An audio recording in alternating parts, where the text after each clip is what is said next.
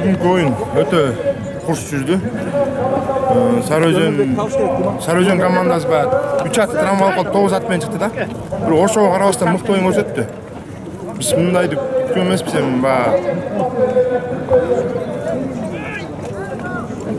оюнда биздин аттар үстөмдүк курабы деген биздин аттар достук менен чарчап калыптыр да.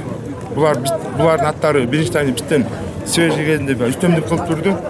Бирок эми биздин ортонун аттары алып оюну жүрүп кетти да. Оюнда орто чечти көп нерсени. Коргоочу ат Сарматты кандай тандап алдыңар чабуулга?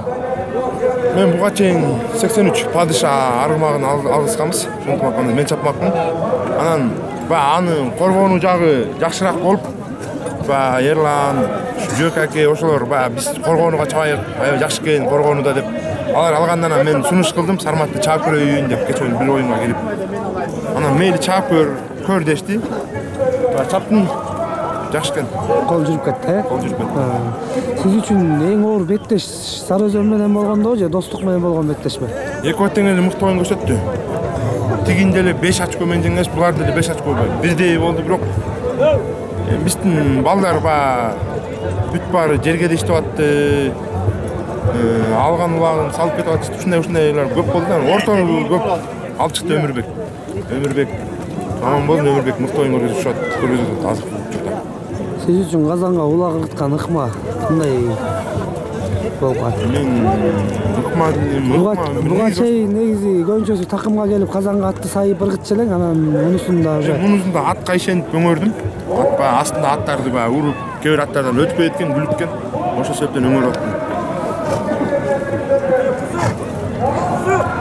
Кара кушту жоктоп элесиң? Кара кушту эми жоктоп жүрөсөм, 9 майда чыгат бул кара куш.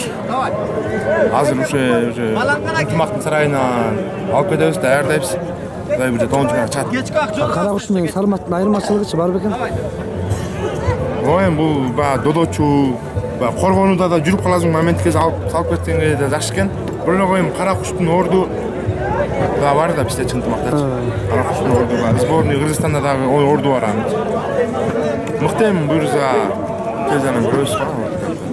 Аябай сонун оюн болуп өттү. Жеңдик. Меймандардын Жеңишиңер кут болсун. Меймандарга Алла разы болсун. Рахмат.